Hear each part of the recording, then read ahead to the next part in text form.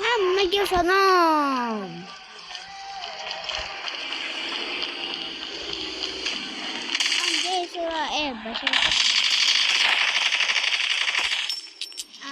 Ajab bo'ldi. Shunaqa bo'ladi, lekin uzilsin. Bu bo'lmasa. Endi.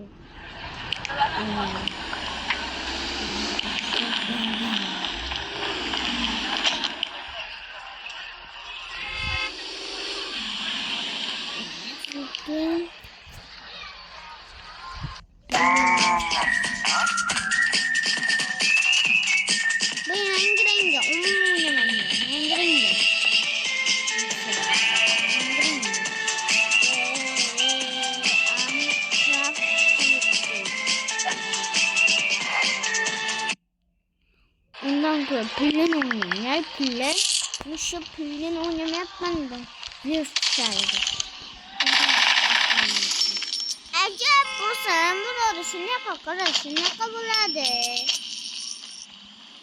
Yetdim uyga.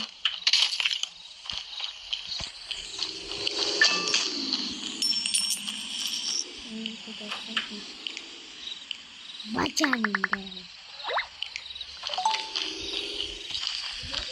Yangi topshiriq.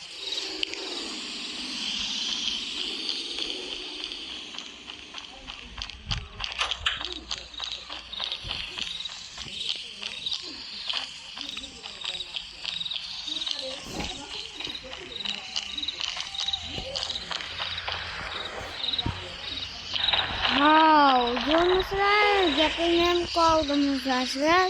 Men shuning uchun yotaman. Qasham. Mo'yinko. Jo'shkansan. Mo'yinko. Yollaşdi. Maqsadimizni o'zbeklarga tayyorlash. Lekin maqsadimiz oshdan Mo'yinko yollash bo'lishini qanday taqsirligini ko'rish uchun kerak bo'lsa obuna bo'ling. O'zingizga nonushta oling, biz boshladik. Ketqachoqsan. Bugun chizgan narsalarimiz puqqa yanadi-ku.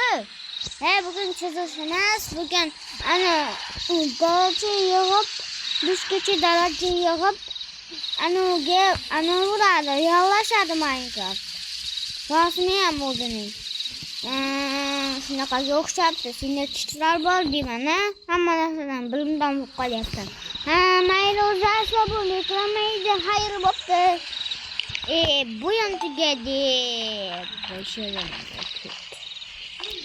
Kompyuter o'ynashim kerak menda. Nima chakizar deydi.